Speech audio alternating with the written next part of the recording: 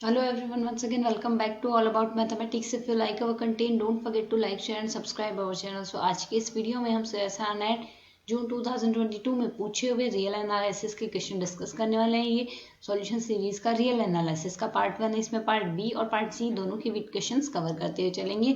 And question की question ID मैंने description box में मेंशन करनी है, सो आप डायरेक्ट उसी क्वेश्चन पे जाके लिंक करके स्पेसिफिक किसी भी आंसर को चेकआउट कर सकते हैं। So start with the first question. Question is from part B. The question says that consider the series हमें गिवन है sum of n equals to 3 to infinite a raised to the power n raised to the power b log e n raised to the power c, then for which value of a b c belongs to r does the series not convergent। सो हमें यहाँ से highlight करने वाली बात रहेगी, यहाँ से series आपके पास कन्वर्जेंट नहीं होनी चाहिए, कन्वर्ज नहीं करनी चाहिए, ये हमें फाइंड आउट करना है। So to solve this question, we know that if limit n is tending to infinite, a n plus 1 by a n can be written as here limit n is tending to infinite a n raised to the power 1 by n here. So अगर हम यहाँ से limit n is tending to infinite a n raised to the power 1 by n हम यहाँ से find out करना चाहें तो इसकी वैल्यू क्या आएगी, limit n is tending to infinite, ये वैल्यू आ जाएगी a raised to the power n divided by n raised to the power b log of n raised to the power। हमारे पास यहाँ से क्या आएगा क्वेश्चन के अकॉर्डिंग, यहाँ से a n he right out करना है, सो ये आ रहा है log n raised to the power c, इसकी पावर हमें राइट आउट करना है 1 बाई एन। सो अगर हम यहाँ से इसको सिंप्लीफाई करें तो हमारे पास वैल्यू क्या आएगी, limit n is tending to infinite, इसको सिंप्लीफाई करेंगे a raised to the power n raised to the power 1 by n है, ये ए राइट आउट किया जा सकता है, यहाँ से वैल्यू आएगी n raised to the power b by n and log of n आ जाएगा हमारे पास यहाँ से। इसको अगर हम सिंप्लीफाई करते हैं ये वैल्यू आएगी, और अगर इसकी पावर हमारे पास यहाँ से राइट आउट होगी c बाई एन। सो अगर हम यहाँ से देखें when n is tending to infinite, जब भी n की वैल्यू हमारे पास इनफाइनाइट की ओर टेंड करेगी हमारे पास इसकी वैल्यू क्या आ जाएगी, इस पूरी टर्म की वैल्यू a आएगी। सो इन केस अगर हमारे पास हम a वैल्यू लेस देन 1 लेके चलते हैं, इसकी वैल्यू लेस देन 1 कब आएगी, जब a की वैल्यू हमारे पास लेस देन 1 हो। सो अगर a की वैल्यू लेस देन 1 होगी उसी केस में हमारे पास यहाँ से कन्वर्जेंट होगा। So this one is imply series is convergent. और अगर यहाँ से हमारे पास सीरीज कन्वर्जेंट होगी, कौन सी कंडीशन में आ रही है, ए की वैल्यू 1 होने के केस में, यहाँ से हमारे पास सिर्फ ऑप्शन ए के लिए यहाँ से करेक्ट आंसर आ रहा है, नॉट कन्वर्जेंट बताना है। सो इस केस में तो हमें कन्वर्जेंट मिल रही है, सो ये ऑप्शन तो डिस्कार्ड हो गया, ऑप्शन ए यहाँ से हमारे पास डिस्कार्ड हो गया। सो इन केस अगर हम यहाँ से देखें ऑप्शन सी के लिए देखते हैं, ऑप्शन सी हमें दिया हुआ है a=1 और b की वैल्यू हमें 0 to 1 लेनी है एंड सी की वैल्यू हमें लेस देन 1 लेनी है। सो यहाँ से हम लेके चले ऑप्शन सी के लिए, latest take c equals to less than 1 लेने के लिए c की वैल्यू -1 लेके चलें, a की वैल्यू 1 लेनी है और b की वैल्यू -0 से 1 के बीच में ले सकते हैं। सो b की वैल्यू हम 0 यहाँ से अज्यूम करके चलते हैं। सो अगर सिंप्लीफाई करें सीरीज क्या राइट आउट की जा सकती है, हमारे पास यहाँ से सीरीज में वैल्यू सिंप्लीफाई करेंगे। सो a की वैल्यू 1 है, तो यहाँ से a n हमारे पास राइट आउट किया जा सकता है, 1 आ जाएगा, divided by n raised to the power b है तो n raised to the power 0 आ गई। Similarly log of n raised to the power c आनी चाहिए, तो c की वैल्यू -1 है। सो अगर हम इसको सिंप्लीफाई करें यहाँ से हम इसको क्या राइट आउट कर सकते हैं, हमारे पास लिखा जा सकता है लॉग ऑफ n हो जाएगा। अब ये जो सीरीज बन रही है sum of a n, this one equals to sum of log of n आ गया। So sum of log of n हम जानते हैं ये हमारे पास एक डाइवर्जेंट सीरीज होती है। अगर ये हमारे पास डाइवर्जेंट सीरीज है तो हमें ये बताना है कौन सी सीरीज कन्वर्जेंट नहीं है। तो यहाँ से डायरेक्टली हम ऑप्शन सी को करेक्ट कर सकते हैं, और अगर बाकी ऑप्शंस भी हम यहाँ से डिस्कार्ड करना चाहें तो अगर 1 बाय 1 ऑप्शंस करेक्ट पिक करें, सो ऑप्शन बी पिक करके देखते हैं। ऑप्शन बी को यहाँ से अगर हम और देखें तो ऑप्शन बी में हमें b ग्रेटर देन 1 लेना है। सो यहाँ से ऑप्शन बी में हम c इक्वल्स टू 0 ले, c बिलोंग्स टू r लिया हुआ है और a इक्वल्स टू 1 लिया हुआ है और b की वैल्यू ग्रेटर देन 1 लेनी है, सो b की वैल्यू इक्वल्स टू 2 ले लेते हैं। सो अगर सम ऑफ a n निकालना चाहे, सम ऑफ a n आ रहा है हमारे पास a raised to the power n, फिर से 1 ही आ गया, डिवाइडेड बाई हमारे पास आ रहा है n raised to the power, यहाँ से आएगा, इसमें वैल्यू सब्सटीट्यूट करेंगे तो n raised to the power b आएगा। सो n की पावर b में n स्क्वायर आ गया, और यहाँ से हमारे पास वैल्यू आ रही है log of n raised to the power, हमें c लेना है तो c की वैल्यू 0 है। सो ओवरऑल ये जो सीरीज बन रही है हमारे पास बनेगी sum of 1 by n square, ये सीरीज आ गई। अब हमें पता है ये सीरीज हमारे पास कन्वर्जेंट है, सो ये ऑप्शन करेक्ट नहीं हो सकता, कोई भी काउंटर एग्जाम्पल का ऑप्शन मिल जाए तो ऑप्शन करेक्ट नहीं हो सकता। सिमिलरली ऑप्शन डी को हम डिस्कार्ड कर सकते हैं। ऑप्शन डी के लिए हमें यहाँ से क्या लेना होगा, ऑप्शन डी अगर हम यहाँ से लेके चले हमें a की वैल्यू तो -1 लेनी है, a की वैल्यू -1 आ गई, b बी और सी हमें पॉजिटिव लेने हैं, सो बी और सी हम पॉजिटिव यहाँ से अगर कुछ भी लेके चलें तो हमारे पास एक की वैल्यू अगर -1 लेनी है तो जो -1 में जो सीरीज बन रही है हमारे पास एक अल्टरनेटिंग सीरीज बनेगी डिवाइडेड बाय n⁻b आ जाएगा और log ऑफ n⁻c आएगा। तो ये अल्टरनेटिंग सीरीज बन रही है, तो यहाँ से an की वैल्यू जो आएगी वो हमारी an जो सीरीज बन रही है कंटिन्यूस हमारे पास, मतलब जो भी ये सीरीज बन रही है हमारे पास यहाँ से ये मोनोटोनिक डिक्रीजिंग होगी, साथ ही whenever n is tending to infinite इसकी वैल्यू हमें 0 फाइंड आउट हो जाएगी। सो उस केस में हमारे पास यहाँ से ये भी हमारे पास अल्टरनेटिव सीरीज होने के केस में कन्वर्जेंट होगी, तो हमारे पास एक ही ऑप्शन करेक्ट होगा। Now come to the next question. So now come to the next question. The next question says that for alpha greater than equals to 0 define an where an is equals to 1 plus 2 raised to the power alpha up to n raised to the power alpha divided by n raised to the power alpha plus 1. What is the value of limit n is tending to infinite alpha an? तो हमें यहाँ से इसकी value find out करनी है। सो अगर हम यहाँ से सिंप्लीफाई करते हैं सो हमें an की वैल्यू ये दी हुई है और इस an की वैल्यू हम सिंप्लीफाई करके क्या कर सकते हैं, यहाँ से हम हमारे पास रिजल्ट होता है, यहाँ से इसको हम इनफाइनाइट लिमिट के केस में चेंज करेंगे। सो अगर हम यहाँ से इस पूरी टर्म से 1/n कॉमन ले ले, सो 1/n कॉमन लेने के बाद हमारे पास यहाँ से टर्म रिमेनिंग क्या रहेगी 1/n। अगर हम यहाँ से कॉमन लेंगे और साथ ही टर्म को सिंप्लीफाई कर दे so 1/n raised to the power alpha हो जाएगी, साथ ही 2/n raised to the power हमारे पास अल्फा आ जाएगी एंड देन सो ऑन। यहाँ से नेक्स्ट टर्म आ जाएगी 3 raised to the power n raised to the power 3/n raised to the power alpha and then so on. यहाँ से हमारे पास n/n raised to the power alpha last term बनेगी। इसी तरीके से यह सीरीज हमारे पास यहाँ से चल रही है। सो अगर हम यहाँ से इस सीरीज का nth टर्म देखें तो nth टर्म हमारे पास यहाँ से क्या बन रहा है, इसकी anth टर्म हमारे पास बनेगी 1/n r/n rest to the power हमारे पास अल्फा बन रही है। साथ ही यहाँ से सम लगा रहे हैं हम, सम r इक्वल्स टू 1 से शुरू हो रहा है, 1 to इनफाइनाइट चल रहा है हमारे पास, यही केस हमारे पास यहाँ से चल रहा है। सो अगर हम यहाँ से सिंप्लीफाई करें सो हम जानते हैं हमारे पास अगर कुछ भी टर्म कुछ इस तरीके से दिए, limit n is tending to हमें इनफाइनाइट दिया है, sum of n r equals to 1 to n दिया हुआ है और सम दिया गया है हमें यहाँ से ये 1/n f ऑफ 1/n के लिए। सो यहाँ से इसे हम सिंप्लीफाई कर देते हैं, सिंप्लीफाई करके हम इसे क्या राइट। तो अगर हम यहाँ से कंपेयर करें कुछ ऐसा ही टर्म है हमारे पास, तो यहाँ से इस टर्म को हम सिंप्लीफाई क्या करके क्या लिख सकते हैं, limit 1 to sum of r equals to 1 to n है। सो यहाँ से हमारे पास जो आएगा लिमिट उसमें हम रखेंगे n is tending to infinite रखेंगे, यहाँ से 1/n आ जाएगा, अपर लिमिट आ जाएगी n/n। 1/n को हम f ऑफ x में लिख देंगे, r/n को हम x लिख देंगे, तो r/n तो x में चला गया, so x raised to the power हमारे पास अल्फा आ जाएगा और 1/n हमारे पास dx में चला गया। सो हमने ये राइट आउट कर दिया। अब अगर हम यहाँ से इसको आगे सिंप्लीफाई करें, सिंप्लीफाई करके हमारे पास ये क्या राइट आउट किया जा सकता है, यहाँ से लिमिट अप्लाई करेंगे 1/n तो हो जाएगा हमारे पास यहाँ से 0, whenever n is tending to infinite n/n हमारे पास 1 आ जाएगा, x raised to the power alpha dx आ जाएगा। सिंप्लीफाई करें x की पावर अल्फा का इंटीग्रेशन होगा x raised to the power alpha plus 1 divided by आ जाएगा अल्फा प्लस 1, लिमिट अप्लाई कर देंगे 0 to 1। सो अगर हम इसे आगे सिंप्लीफाई करें वैल्यू क्या आ जाएगी 1/अल्फा प्लस 1 और लोअर लिमिट से वैल्यू आएगी 0। सो यहाँ से हमारी लिमिट 1/अल्फा प्लस 1 बनी है, यहाँ से हमारा ये ऑप्शन यहाँ से करेक्ट आंसर है, जिसके ऑप्शन आईडी हमारे पास 1479। I hope you understand the explanation. Now come to the next question.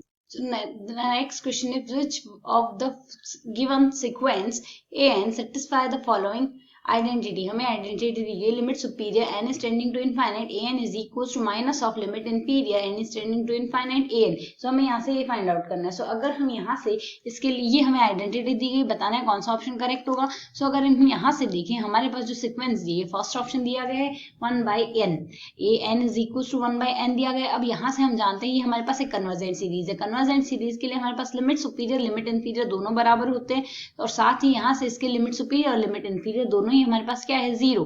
सो यहाँ से इस कन्वर्जेंट सीक्वेंस की लिमिट हमारे पास क्या बनती है, इस कन्वर्जेंट सीक्वेंस की लिमिट होती है 0 और हम जानते हैं कन्वर्जेंट सीक्वेंस की इसकी जो लिमिट है वो लिमिट सुपीरियर लिमिट इंफीरियर दोनों बराबर 0 के होंगे यहाँ से।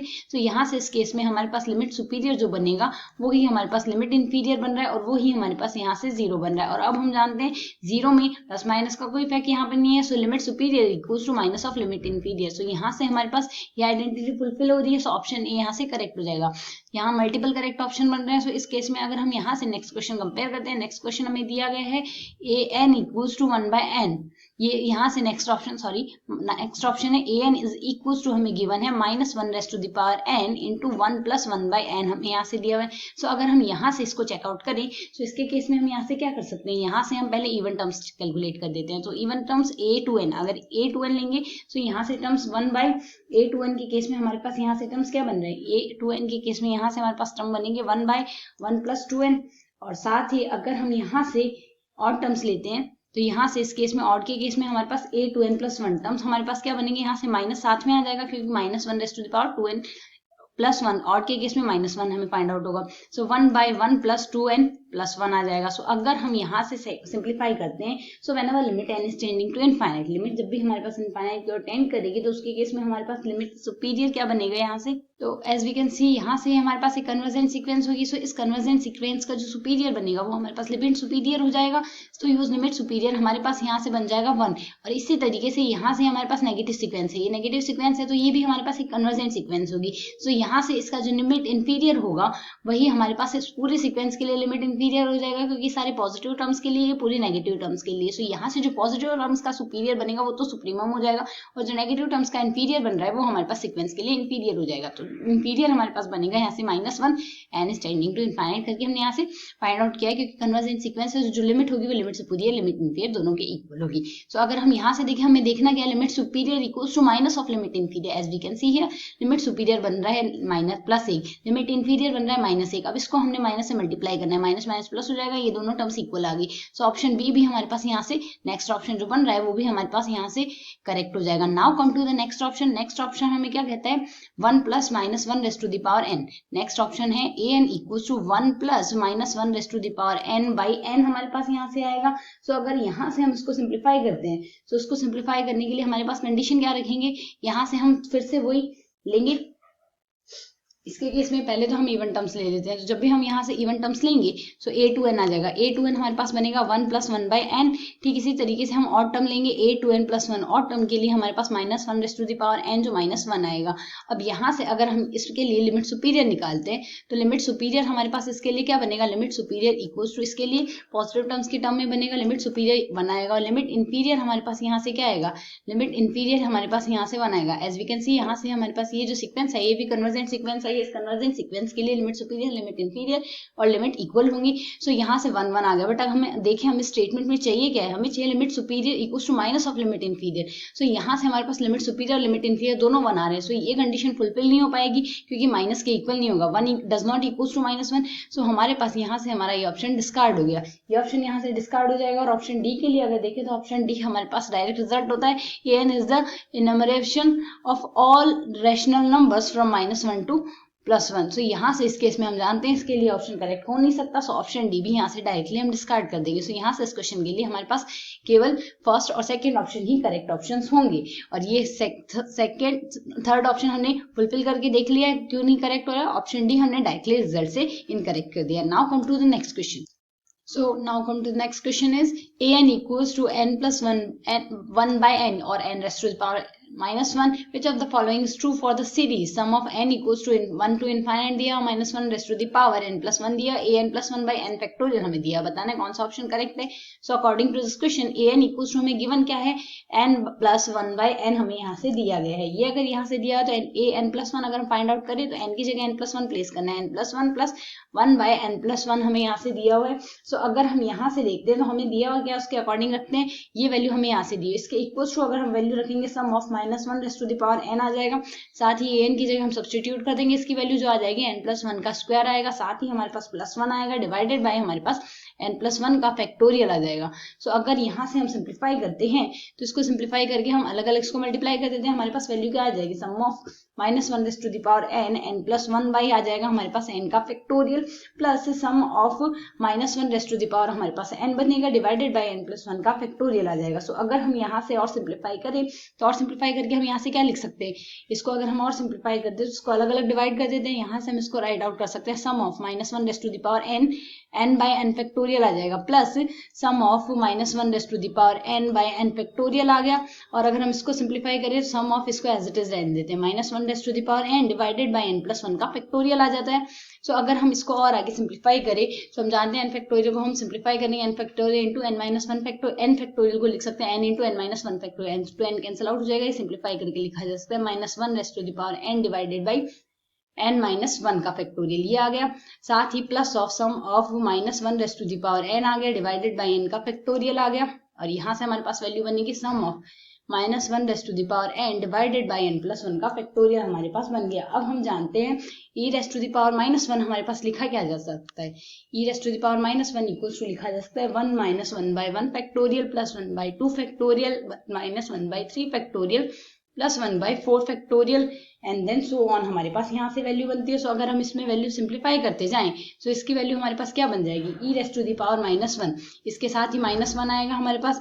इसके नेक्स्ट टर्म हमारे पास बन रही है ये प्लस में e raised to the power -1 आ गया, और नेक्स्ट टर्म जो बन रही है वो बन रही है minus of e raised to the power -1। So अगर हम यहाँ से सिंप्लीफाई करें plus e raised to the power -1 minus e raised to the power -1 से कैंसिल आउट हो रहा है, वैल्यू बन रही है -1 minus of e raised to the power -1।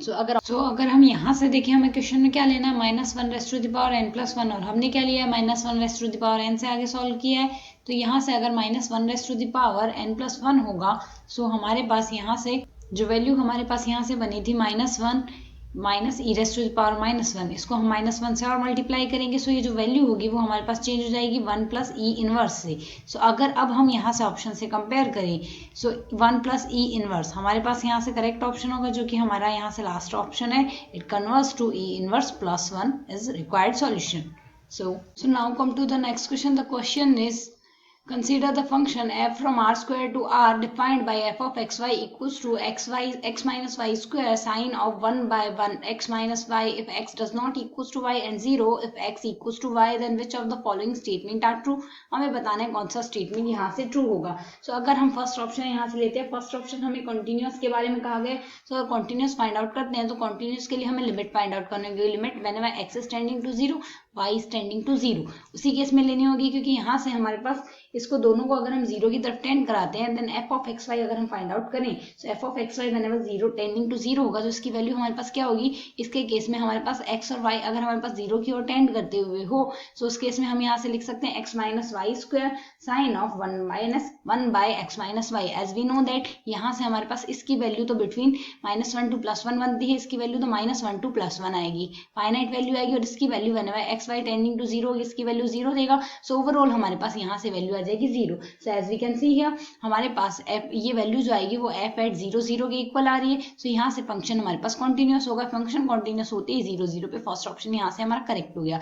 Next option अगर हम चेक करना चाहें सो हमें पार्शियली डिफरेंशिएट करना होगा। पार्शियली डेरिवेटिव फाइंड आउट करने के लिए हमारे पास फॉर्मूला काम में लेंगे। फॉर्मूला क्या कहते हैं, तो यहाँ से हमारा फॉर्मूला होगा form f of x at 0 0 is can be written as limit h is tending to, हमारे पास यहाँ से 0 आ जाएगा, f एट 0 प्लस h आएगा, साथ ही हमारे पास 0 आएगा, minus of f at 0 0 write out करेंगे, डिवाइडेड बाय हम यहाँ से h करेंगे। सो अगर हम यहाँ से वैल्यू फाइंड आउट करना चाहें f ऑफ 0 0 की वैल्यू तो 0 ही आएगी। So limit h is tending to 0 आ जाएगा, साथ ही f एट h 0 आएगा, डिवाइडेड बाय हम यहाँ से h करेंगे। सो अगर हम इसके लिए वैल्यू फाइंड आउट करें, सो हमारे पास वैल्यू क्या आएगी, limit h is tending to आ जाएगा हमारे पास यहाँ से 0, इसकी वैल्यू f एट h 0 हमारे पास वैल्यू क्या बनेगी, sine square h square sine 1 by h आ जाएगा, डिवाइडेड बाय हमारे पास h आएगा, तो h to h cancel out हो गया, limit h is tending to आएगा हमारे पास 0 और साथ ही बनेगा h into sine 1 by h। तो यहाँ से अगर हम देखें हमारे पास यहाँ से ये वैल्यू बाउंडेड आएगी और ये वैल्यू 0 की ओर टेंड कर ही रही है। सो ओवरऑल वैल्यू हमारे पास 0 की ओर टेंड करेगी।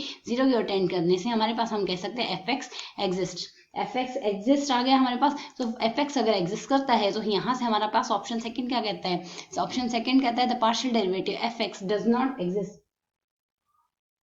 does not exist at 0 0, but हमारे पास पार्शियल डेरिवेटिव एग्जिस्ट कर रहा है। सो यहाँ से हमारा नेक्स्ट ऑप्शन बी यहाँ से डिस्कार्ड हो गया है। नेक्स्ट ऑप्शन, अब ऑप्शन सी की बात करें, नेक्स्ट ऑप्शन कहता है partial derivative exist and continuous at 0 0। सो अगर कॉन्टिन्यूस फाइंड आउट करना चाहें सो कॉन्टिन्यूस के केस में यहाँ से हमें पार्शियल डेरिवेटिव को कॉन्टिन्यूस और बताना है। सो यहाँ से 0 0 पर डेरिवेटिव एग्जिस्ट कर रहा है बट कॉन्टिन्यूस चेकआउट करने के। सो अगर हम यहाँ से देखें हमारे पास जो फंक्शन बना है h into sine 1 by h, h तो हमारे पास कॉन्टिन्यूस है at 0 0, but sine 1 by h हमारे पास कॉन्टिन्यूस नहीं है। अगर ये हमारे पास कॉन्टिन्यूस है तो ओवरऑल अगर हम देखें fx एग्जिस्ट तो करता है but does not continuous at 0 0, ये कॉन्टिन्यूस नहीं होगा हमारे पास 0 0 पर। तो अगर ये कॉन्टिन्यूस नहीं होगा तो हमारा third option the partial derivative fx is continuous at 0 0, ये हमारे पास कॉन्टिन्यूस नहीं होगा। तो now come to the last option, next option f is differentiable at 0 0। हमें f को डिफरेंशिएबल फाइंड आउट करना है। सो डिफरेंशिएबल फाइंड आउट करने के लिए हमारे पास यहाँ से टेक्निक हम काम में लेंगे। अगर हम यहाँ से डिफरेंशिएबल फाइंड आउट करना चाहते हैं, सो एफ वाई एट 0 0 वाई के रेस्पेक्ट में अगर हम पहले पार्शियल डेरिवेटिव निकाल लें, सो लिमिट के इज टेंडिंग टू हम लेंगे 0 और एफ 0 के लेंगे, साथ माइनस करेंगे एफ एट 0 0 डिवाइडेड बाय हम करेंगे यहाँ से के से। सो इसको हम सिंप्लीफाई करें, एफ 0 0 की वैल्यू हमारे पास 0 आ जाएगी, लिमिट के का मान 0 की ओर टेंड करेंगे, यहाँ से वैल्यू आएगी के स्क्वायर साइन 1 बाई के आ जाएगा हमारे पास, डिवाइडेड बाय हम के ले लेंगे, के से के कैंसिल आउट हो गया, यहाँ से वैल्यू आ गई के साइन 1 बाई के, और साथ ही हमारे पास यहाँ से लिमिट के इज टेंडिंग टू हम लेंगे यहाँ से 0, अगर के टेंडिंग टू 0 होगा तो ये वैल्यू हमारे पास यहाँ से 0 आ जाएगी। सो वाई के रेस्पेक्ट में पार्शियल डेरिवेटिव भी हमारे पास 0 ही बना है। सो अब हमें डिफरेंशिएट करना है, सो डिफरेंशिएट करने के लिए हमारे पास फॉर्मूला बनेगा limit h is tending to 0 के इज टेंडिंग टू 0 आएगा हमारे पास, साथ ही हम लिमिट लगाएंगे f 0 plus h, f 0 plus k आएगा हमारे पास, माइनस में एफ एट 0 0 लेंगे, minus h f x difference partial derivative at 0 0 minus k partial derivative at 0 0 with respect to y divided by आएगा हमारे पास यहाँ से root of h square plus k square. So अगर हम यहाँ से वैल्यू सिंप्लीफाई करें, सो हमारे पास एफ एक्स की वैल्यू 0 बनी, एफ वाई की वैल्यू हमारे पास 0 बनी है, सो हमें सिंप्लीफाई करना है। सो लिमिट हम लेंगे एच का मान 0 की ओर टेंड कराएंगे, के की वैल्यू 0 की ओर टेंड कराएंगे, यहाँ से एफ एच के बन रहा है, एफ एच के की वैल्यू आएगी h minus k whole square sine 1 by h minus k लेंगे, और डिवाइडेड बाई हम यहाँ से लेंगे square root of h square plus k square आएगा। सो अगर हम इसे सिंप्लीफाई करें, इसको सिंप्लीफाई करने के लिए हम एक पाथ ले लेते हैं, हम लेके चलते हैं यहाँ से के इक्वल्स टू यहाँ से एम एच, इस पाथ पे हमारे पास जो पार्टिकल है वो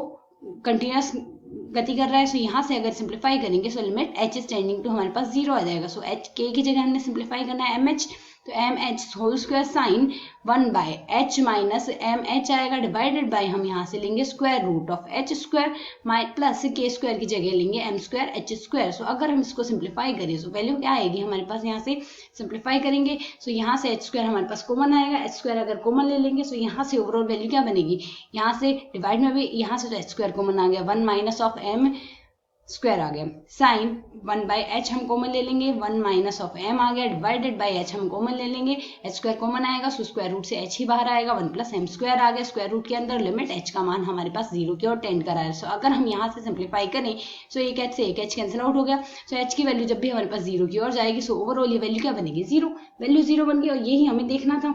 सो यहाँ से हमारे पास एग्जिस्ट कर रही है लिमिट, अगर एग्जिस्ट कर रही है, सो यहाँ से फंक्शन डिफरेंशिएबल हो गया, अगर फंक्शन डिफरेंशिएबल हो गया, सो हमारा लास्ट ऑप्शन यहाँ से करेक्ट हो जाएगा। इस क्वेश्चन में हमारे पास first and last option correct हुआ है। Now come to the next question. So अगर हम यहाँ से लास्ट क्वेश्चन पे डिस्कस करें, क्वेश्चन कहता है consider the function f R square to R, define किया गया है f of x y equals to x rays to the power 1/3 y rays to the power 1/3 x y belongs to R, which of the following statements are true. हमें find out करना है कौन सा statement true होगा। So first option हम यहाँ से 1 bye 1 सारे ऑप्शंस डिस्कस करते हुए चलेंगे। सो फर्स्ट ऑप्शन हमारे पास यहाँ से सबसे पहले हम कंटिन्यूटी का ही चेकआउट करते हैं, एफ एक्स वाई हमें दिया हुआ है।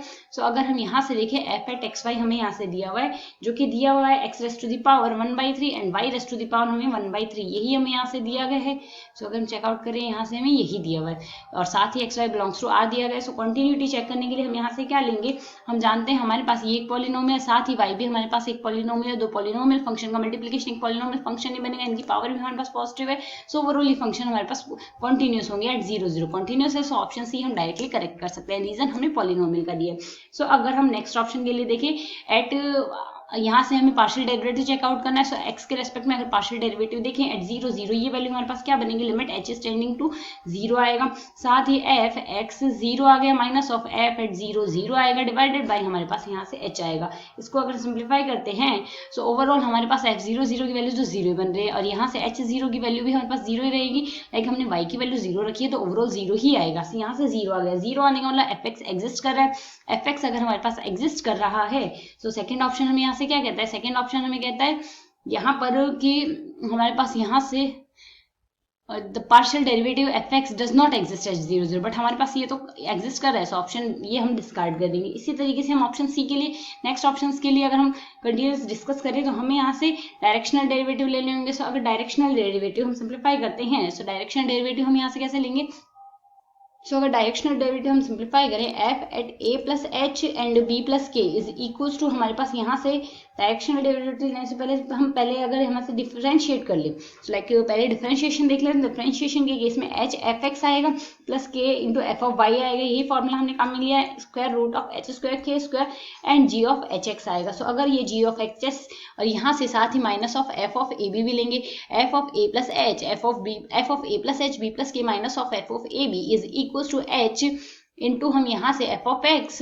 Plus k f of y square root of h square plus k square g of h k हम यहाँ से लेंगे। सो अगर ये वैल्यू हमारे पास, ये फंक्शन हमारे पास कॉन्टिन्यूस आ जाएगा, जिस पॉइंट पर हमें डिफरेंशिएट फाइंड आउट करना है, फंक्शन हमारे पास डिफरेंशिएबल होगा। सो अगर हम यहाँ से सिंप्लीफाई करें, हमें 0 0 पर चेकआउट करना है, 0 0 पर एफ एच के आएगा इक्वल्स टू आ जाएगा, ये वैल्यू 0 बनी है, ये वैल्यू 0 बनी है, सिंप्लीफाई करेंगे square root of h square plus k square आ जाएगा and g of h k हम यहाँ से ले लेंगे। सो अगर हमें यहाँ से केवल जी ऑफ एच के फाइंड आउट करना हो, तो जी ऑफ एच के लेने के लिए हम क्या करें, तो यहाँ से अगर हम जी ऑफ एच के लें तो हमारे पास क्या आएगा, limit h is tending to 0 के इज टेंडिंग टू हमारे पास 0 आएगा।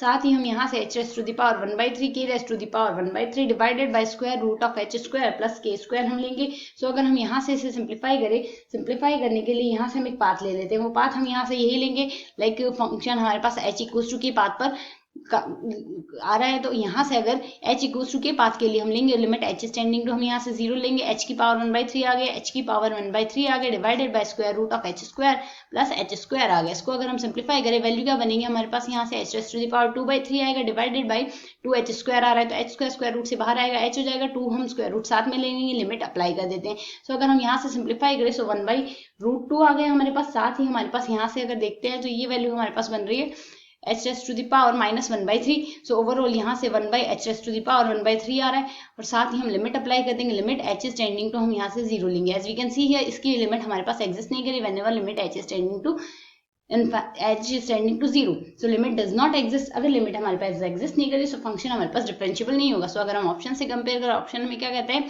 डिफरेंशिएशन का fx इज नॉट डिफरेंशिएबल, और हाँ भैया फंक्शन हमारे पास डिफरेंशिएबल नहीं है। अगर फंक्शन डिफरेंशिएबल नहीं है, सो यहाँ से हमारा ये ऑप्शन करेक्ट हो गया, ये ऑप्शन भी हमारे पास यहाँ से करेक्ट हो गया।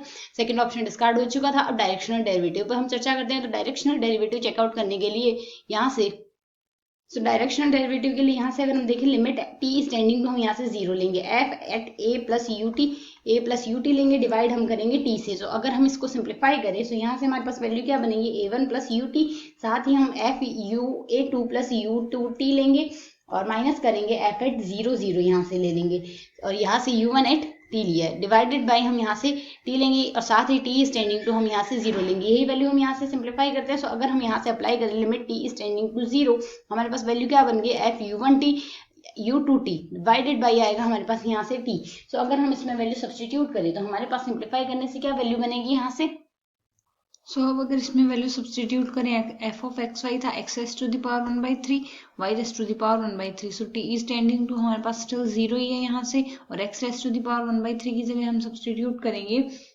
यहाँ से t1 u1 into t1 raise to the power 1/3 into u2 into t2 raise to the power 1/3 divided by t आ जाएगा। इसको अगर हम सिंप्लीफाई करेंगे, यहाँ से वैल्यू आएगी t is tending to 0 and u1 raised to the power 1/3 and u2 raised to the power 1/3 and t raised to the power 2/3 divided by t आ रहा है, तो पावर -1 हो गई। सो अगर ओवरऑल हम इसे सिंप्लीफाई करते हैं, सो हमारे पास वैल्यू आएगी, जो इसकी लिमिट बन रही है वो आएगी limit t is tending to 0, और यहाँ से आ रहा है u1 raised to the power 1/3 u2 raised to the power 1/3 divided by t raised to the power 1/3। so whenever t is tending to 0, हमारे पास ये लिमिट एग्जिस्ट नहीं करेगी, सो डज नॉट एग्जिस्ट। तो अगर डज नॉट एग्जिस्ट आता है, सो यहाँ से हमारा जो ऑप्शन ये कहता है, the directional derivative of f exist at 0 0 in some direction. So यहाँ से इस पर तो एग्जिस्ट नहीं करते हैं, बट यहाँ से CSI ने इस क्वेश्चन ऑप्शन को करेक्ट कहा है। सो आई डोंट नो कैसे करेक्ट है, बट इस क्वेश्चन में हमारे पास यहाँ से option C and option D, ये दो ही ऑप्शंस करेक्ट है।